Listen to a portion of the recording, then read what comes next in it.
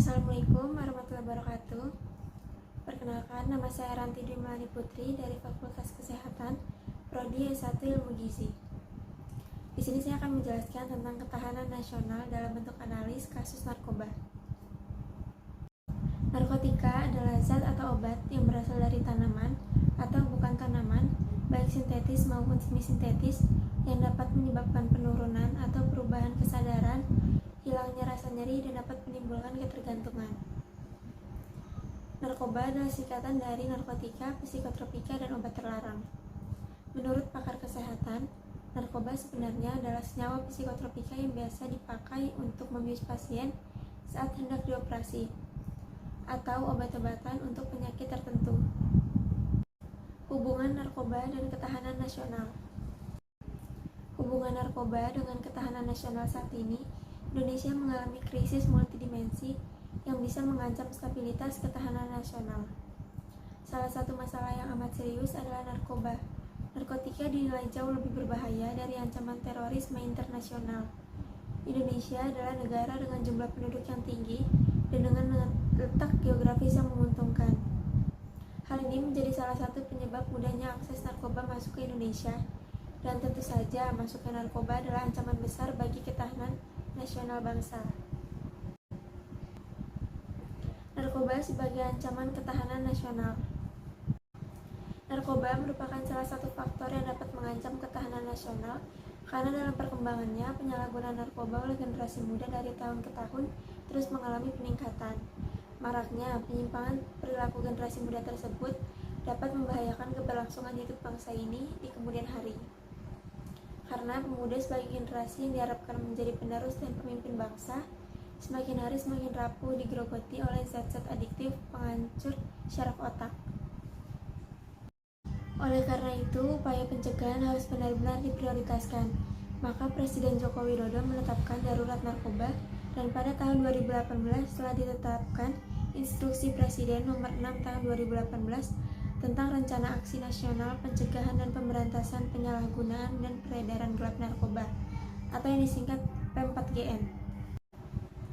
Seperti melakukan sosialisasi bahaya narkoba, baik langsung maupun melalui media, tes urin di lingkungan masyarakat, pendidikan dan pekerja, baik pemerintah maupun swasta, melakukan rehabilitasi narkoba bagi pencandu narkoba yang melakukan wajib lapor, dan melakukan razia-razia di berbagai tempat yang terindikasi bahaya penyalahgunaan narkoba, serta melakukan penggerebekan dan penangkapan bagi para sindikat narkoba. Di sini ada contoh kasus dari vokalis grup Pensilvania atau Zulkiflia. Ia bersama 3 rekannya ditangkap di apartemen Gading Riverview, Kelapa Gading, Jakarta Utara pada Jumat 1 Maret 2019 sekitar pukul 16.30 waktu Indonesia Barat. Ia ditangkap saat menimbang dan membungkus sabu dengan berat 9,54 kg dan 24.000 butir ekstasi dalam sejumlah plastik klip. Saat itu Zul tidak ditangkap sendiri, ada 8 tersangka lainnya. Zul mengaku menjadi pengedar karena faktor ekonomi dan memiliki hutang budi pada temannya yang merupakan bagian jaringan pengedar narkoba. Karena perbuatannya, Zul dituntut dengan pasal 114 ayat 2, Junto 132 ayat 1 Undang-Undang Nomor 35 Tahun 2009 tentang narkotika. Setelah menjalani sidang di Pengadilan Negeri Jakarta Utara, Zul dijatuhkan vonis 18 tahun kurungan penjara dan denda 1 miliar. Lalu, apa saja upaya memberantas peredaran narkoba dalam menjaga ketahanan nasional?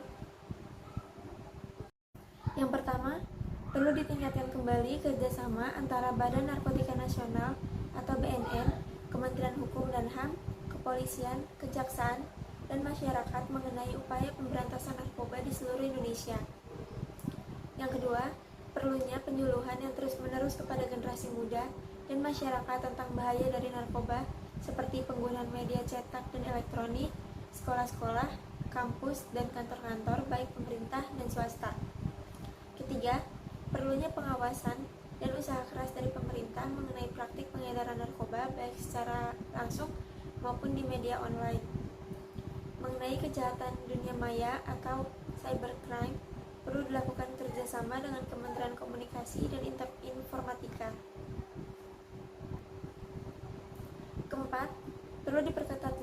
bagi pengedar narkoba dalam upaya pemberian efek jerah. Opsi hukuman mati perlu dilakukan jika secara hukum telah memenuhi.